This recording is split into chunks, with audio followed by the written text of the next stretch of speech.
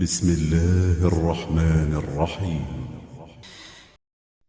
Nah, jadi minan nabiyyin, jalan lurus itu jalannya para nabi.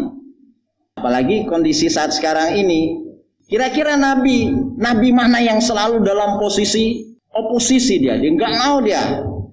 Diajak pemerintah, diiming-imingi, ayo wakaf. Nah, itu kan posisi Nabi Musa. Sejarah Nabi Musa itu sejarah oposisi sejak akhirnya. Ada sejarah berkoalisi, gak apa-apa musuh, tapi kita masih bisa bermain. Itu Nabi Yusuf, ya kan? Nabi Yusuf, ya, dia berada di pemerintahan di sistem yang tidak Islami pada saat itu. Karena itu pada saat saudaranya mencuri dengan rekayasa dirinya agar kemudian dia bisa mengajak Bunyamin untuk bisa bersamanya, mestinya hukumannya itu hukuman berat. Tapi dia mengatakan maka naliyakhudha akhahu fi dinil malik. Dia tidak ingin menghukum saudaranya dengan sistem kerajaan, tapi dia gunakan sistem yang berlaku di negaranya. Kan dia kasih tawaran, kalian ini tertangkap basah mencuri, kalian ingin dihukum dengan sistem apa? Kami ingin menggunakan sistem di negara kami. Ini kan mereka pendatang, minta bantuan kan, suplai makanan dari Kan'an. Nah, kalau di sistem mereka, Quran menyebutkan orang man wujida indahu mata, yang kedapatan mencuri itulah yang ditahan, kan gitu. Akhirnya karena barang milik raja itu salah satu bejananya itu ada di Bunyamin, ya Bunyamin saja yang ditangkap. Dia tidak ingin menghukum saudaranya dengan dinil malik, dengan sistem kerajaan pada saat itu. Tapi Quran juga bicara nabi yang sukses tidak hanya sebagai ustadz, penceramah gitu ya, tapi juga penguasa. Daud dan Sulaiman. Bahkan kerajaan Sulaiman itu luar biasa. Wa husyira li Sulaiman wa jududuhu minal jin.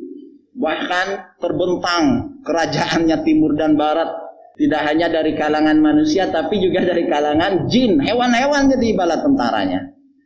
Nah, ini kan cerita luar biasa dalam Quran. Kalau kita mau ngambil ibrah dan pelajaran, ya ada nabi yang sukses menjadi pemimpin, bahkan berkuasa, bahkan memerintahkan agar yang lain tunduk kepadanya. Ratu Balqis dalam surah Saba, karena Ratu Saba dia di Yaman sana.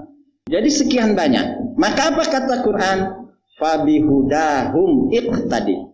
Hidayah yang ada pada para nabi itu iqtadi, kudwahilah. Ambil ibrah, ambil pelajarannya. Nah, ini minan nabiyyin. Nah, karena itulah Ibnu Katsir mengarang buku luar biasa bagus. Namanya Qisasul Anbiya, kisah-kisah para nabi, mulai dari awal. Kalau bapak cerita Nabi Musa kan putus-putus ceritanya. Ada di Al-Baqarah segini, kemudian tiba-tiba di An-Nisa, ada di sini, enggak menyatu dia. Nah, kalau ingin dapat cerita urut-urutannya, baca Qisasul Anbiya Ibnu Katsir. Dia menata ayat itu. Ini loh lah, mulai awal. Nah, satu saja cerita yang dari awal sampai akhir final dalam satu surah, namanya apa? Ya Yusuf. Ya kan, ceritanya dari awal sampai akhir. Khusus Yusuf lagi. Karena itulah kenapa di awalnya disebutkan nahnu naqussu 'alaika ahsanal qasas. Cerita terbaik.